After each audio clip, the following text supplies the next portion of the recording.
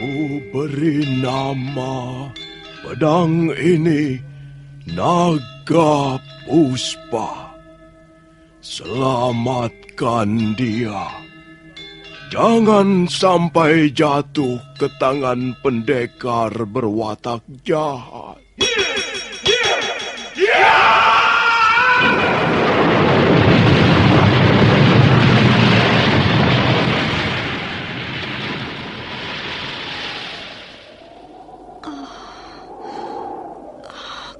Kakang Kamandanu, kau masih juga tidak percaya bahwa aku mencintaimu. Meisin, maafkan aku, Meisin. Meisin, Meisin!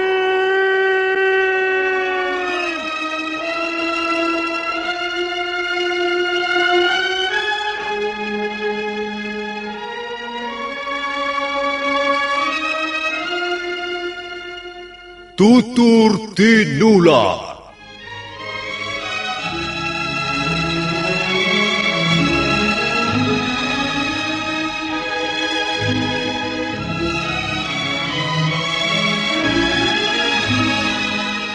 Sebuah sandiwara radio serial, produksi Sanggar Cerita dan Teater Sanggar Prativi.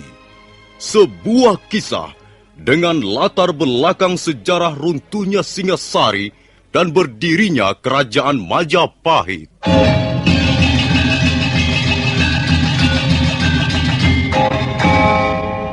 Sandiwara ini didukung oleh pemain-pemain radio yang sudah ternama. Ferry Fadli, Ivone Rose, dan Eli Ermawati.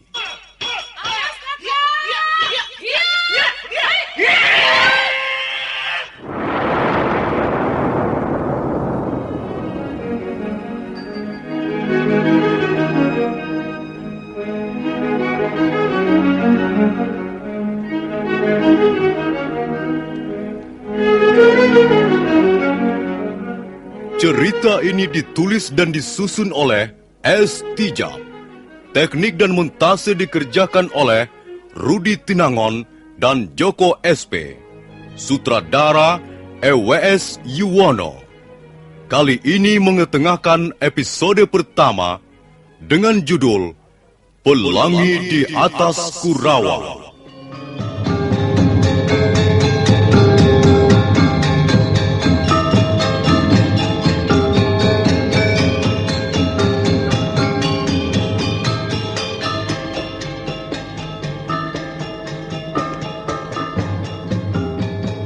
Dalam seri yang ke-12 ini, didukung oleh para pemain, Hari Aki sebagai Empu Hanggareksa, Asdi Suhastra sebagai Empu Ranubaya, Ferry Fadli sebagai Arya Kamandanu, M. Abud sebagai Arya Dwi Pangga, Eli Panca sebagai Nyi Rongkot, Lili Nur Indasari sebagai Narirate, Yuli sebagai Palastri, dan Nusri pembawa cerita. Selamat menikmati.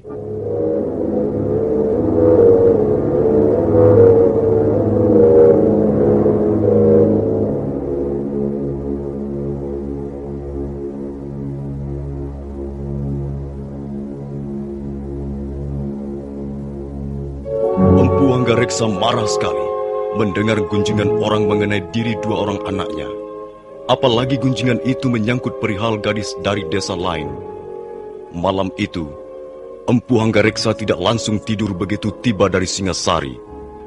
Dengan geram, dia membentak-bentak dua anak laki-lakinya yang diam tak berkutik di tempat duduknya. Terlebih Arya Kamandanu, yang selama ini tidak pernah mengecewakan ayahnya. Jawab, Kamandanu! Jangan membisu seperti Arca Dwarapala begitu. Bicaralah! Kemukakan alasan yang masuk di akal. Kalian ini tidak bisa membalas budi baik orang tua kalian. Ayah, saya mengaku bersalah. Saya mohon maaf atas kesalahan saya ini. Saya tidak akan mengulanginya lagi, Ayah. Kalian anak-anakku, mestinya kalian bisa menjunjung tinggi nama baik Hanggareksa. Sudah banyak yang kulakukan hingga saat ini demi membela kehormatan keluarga. Dan apa yang kulakukan ini untuk kalian juga nantinya. Lihat saja, aku yang sudah tua begini masih berkuda dari Kurawan ke kota Singasari. Untuk apa ini semua, ha? Dwi Pangga dan kau, Kamandanu. Iya, Ayah. Kalian anak-anakku, dua-duanya laki-laki. Kuharap kalian mampu menjadi laki-laki yang mandiri. Apa yang sudah kupegang, kalian harus menggenggamnya lebih erat. Apa yang sudah kuperoleh, kalian ikut memilikinya. Semua yang telah kucapai ini akan kuwariskan pada siapa lagi, kalau bukan pada anak-anakku. Lihatlah.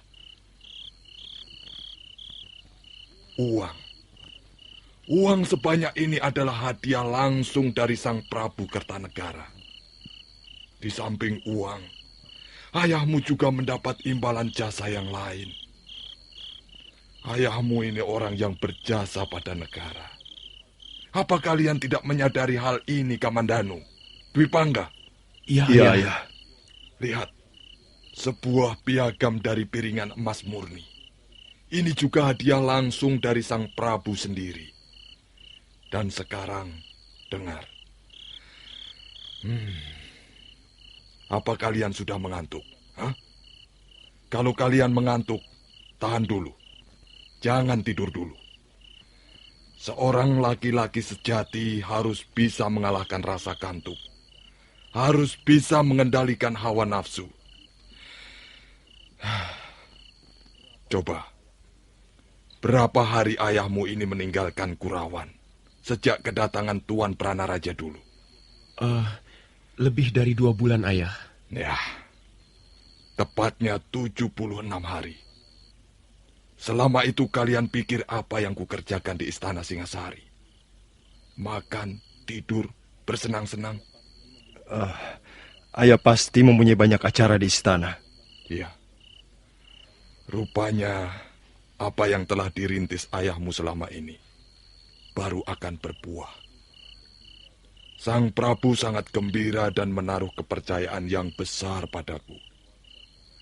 Di samping uang dan tanda penghargaan yang lain, ayahmu ini juga diberikan kedudukan penting. Hanggareksa sekarang sudah bisa memasuki kehidupan kalangan Istana Singasari. Kalian harus ikut gembira, anak-anakku. Ayahmu sekarang bukan lagi tukang pandai besi murahan, tapi sudah diangkat menjadi empu Istana Singasari. Segala hal mengenai senjata pusaka yang dikelola pemerintah Singasari adalah menjadi tanggung jawab ayahmu. Bukankah ini suatu kenaikan pangkat yang istimewa? Tentu saja kami ikut merasa gembira mendengar berita ini, Ayah. Ya, tapi ikut gembira belum cukup, anakku. Kalian juga harus ikut memelihara apa yang sudah kuperoleh dengan susah payah ini. Mulai sekarang kalian harus hidup dengan tuntutan lain. Yalah, kalian diwajibkan memelihara citra baik, nama baik, dan kehormatan orang tua kalian. Kalian tidak bisa berbuat semau-mau kalian lagi dengan bermain perempuan. Dwi Pangga, perhatikan ini. Jagalah nama baik orang tuamu ini. Dan kau pun demikian pula, Kamandanu. Jangan mengecewakan harapan ayahmu. Dengar ini, Kamandanu. Kita bekerja sama dengan baik untuk kita-kita juga. Kita bisa membumbung tinggi, atau sebaliknya jatuh dan hancur berkeping-keping.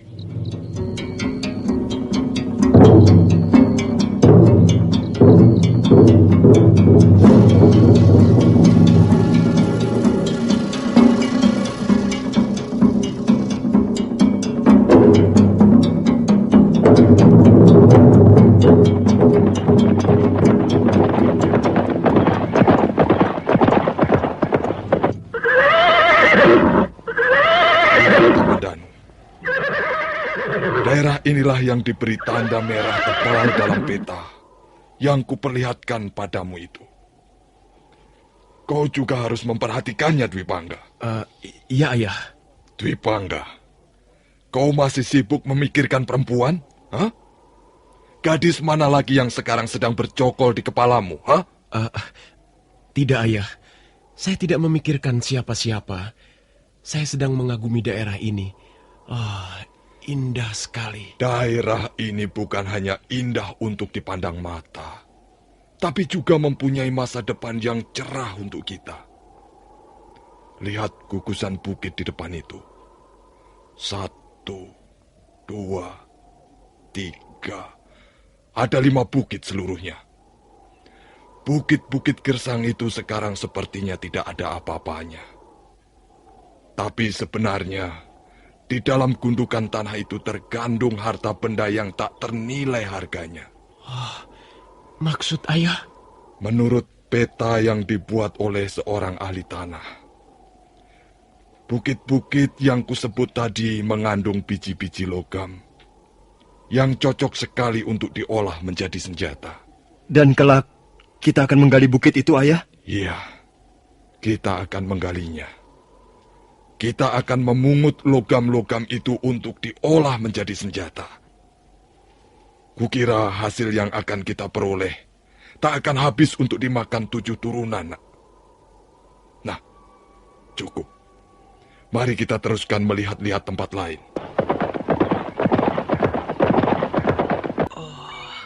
Angger Kamandanu, tidak biasanya Angger bangun sesiang ini.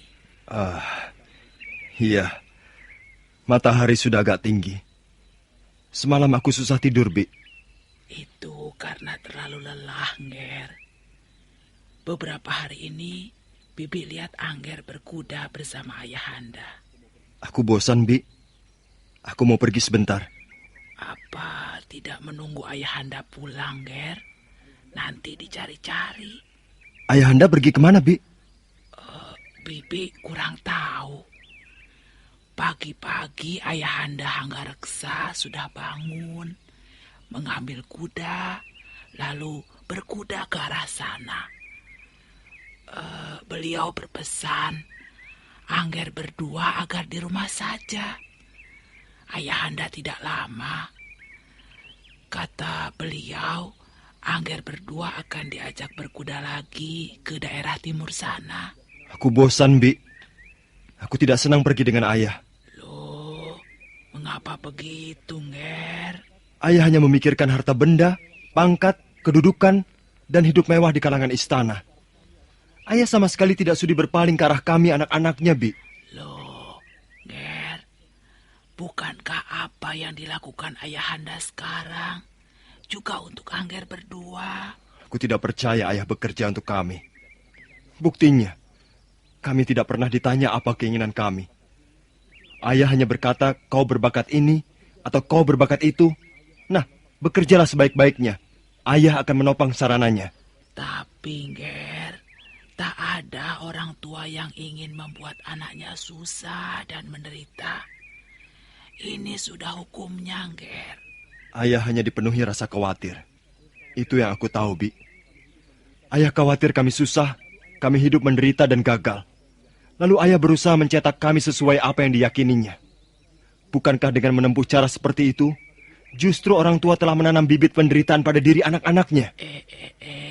Jangan begitu, Nger.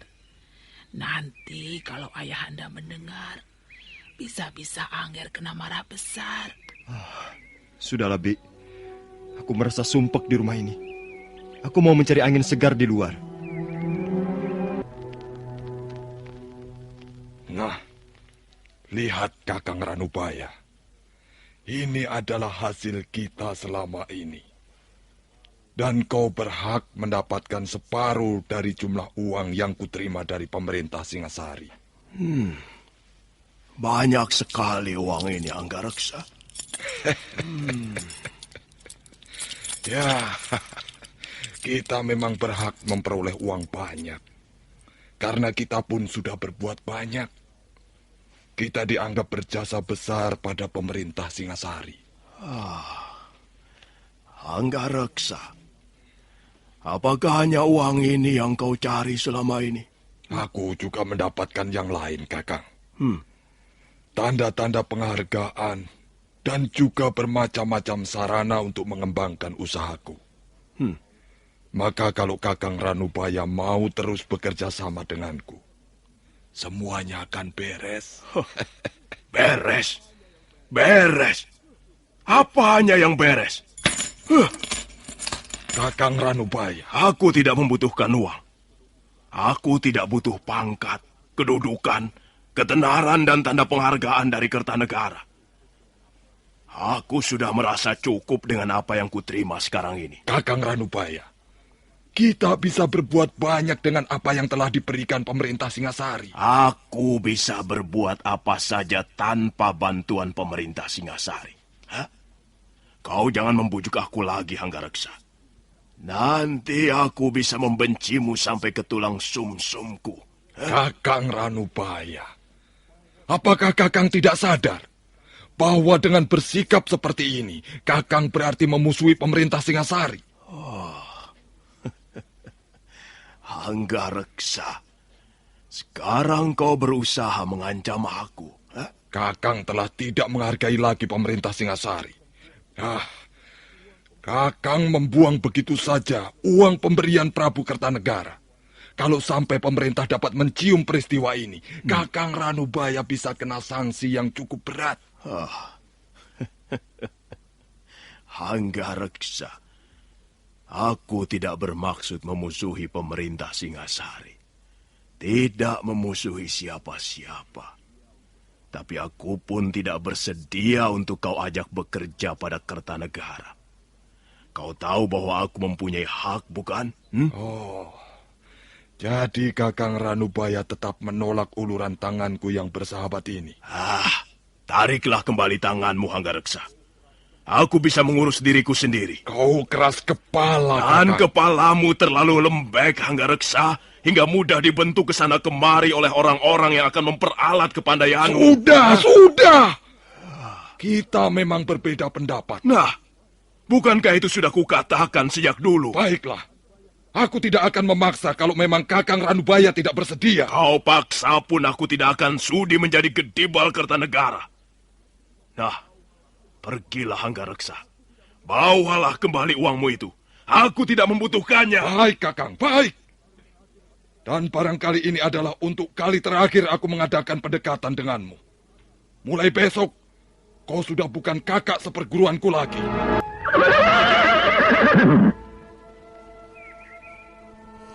Kaukah yang bernama Arya Kamandanu?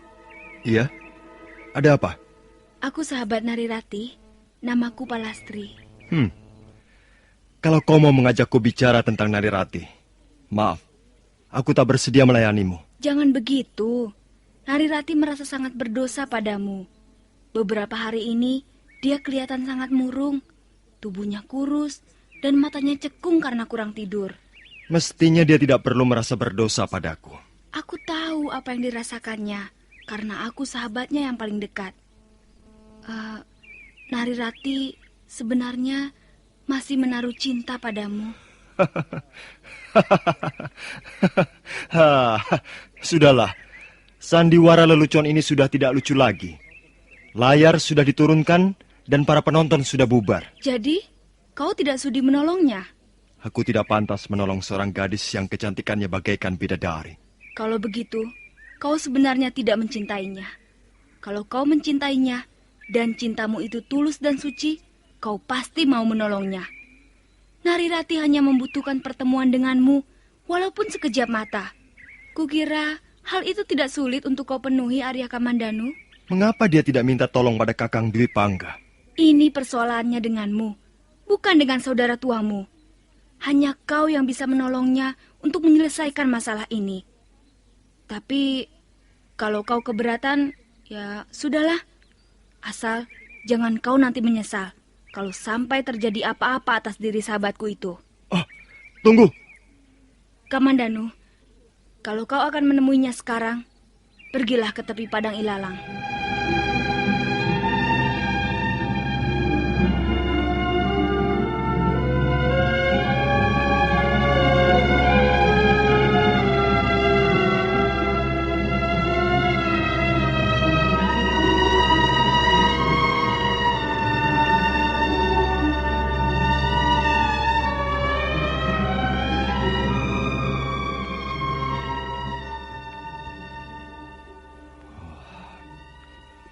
Narirati.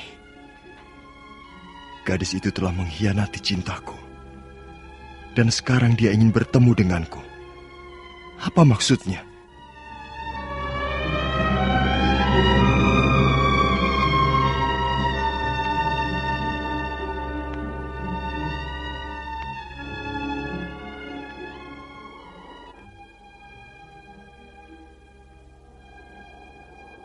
Ratih. Akhirnya kau datang juga, Kakang Kamandanu. Kau masih membutuhkan kehadiranku di tempat ini? Jangan begitu, Kakang. Kita pernah menjadi milik tepi padang ilalang ini. Kita pernah menjalin hubungan dengan akrab dan manis di tempat ini. Semua itu sudah berlalu, Ratih. Ya, agaknya begitu, Kakang. Semuanya sudah harus berlalu.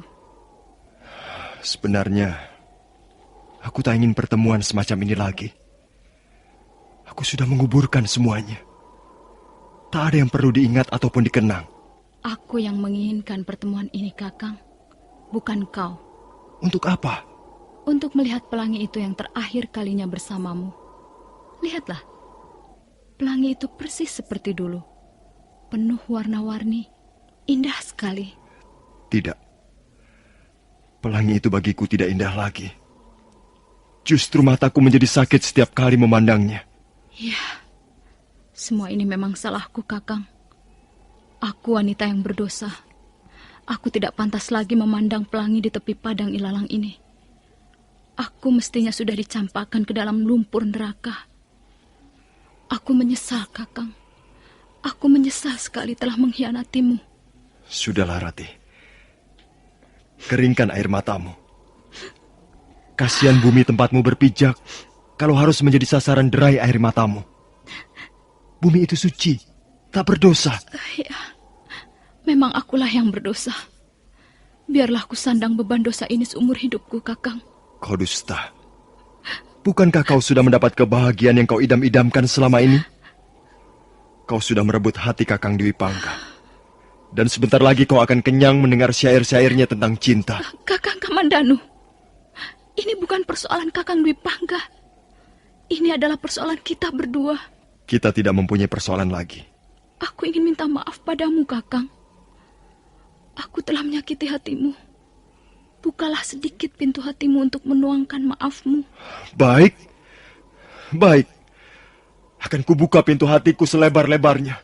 Agar kau bisa puas memperoleh apa yang kau inginkan. Kakang, aku ingin ketulusan hatimu. Jangan bicara soal ketulusan hati. Jangan lagi bicara soal kesetiaan. Soal kebajikan. Karena semua sudah terbukti. Kau sudah mengkhianati cintaku. Jadi Kakang tidak sudi memaafkan aku. Mengapa kau tidak mau berkaca, Narirati? Apa karena merasa dirimu paling cantik, lalu kau tidak membutuhkan lagi sebuah cermin? Kata-katamu terlalu menyakitkan, Kakang. Perbuatanmu bahkan lebih menyakitkan. Perempuan lacur. Wanita murah. Oh, Kakang. Kakang Kamandanu. Kukira kau seorang laki-laki yang bijak. Mengapa kau mengeluarkan ucapan-ucapan sekeji itu? Kau menganggapku berdosa karena telah mengkhianati cintamu. Baik, ku terima dengan tabah tuduhanmu itu. Tapi apakah selama ini kau pernah mengutarakan rasa cintamu padaku? Selama ini, aku hanya menunggu dan menunggu. Padang ilalang ini sebagai saksinya bahwa aku selalu menunggu pernyataan cintamu. Tapi sekian lama menunggu, sekian lama pula hatiku kecewa. Kau tetap saja menyembunyikan perasaanmu. Kau tinggi hati, kau angkuh sekali.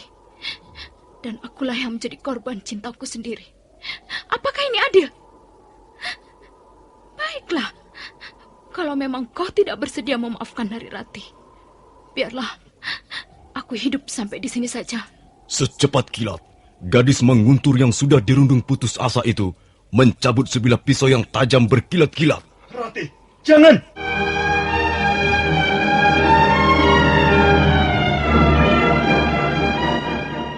Arya Kamandanu terkejut sekali.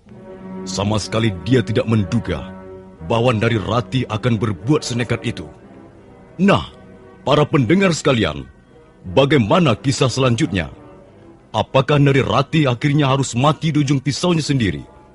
Silakan mencari jawabannya dalam seri berikut. Sampai jumpa.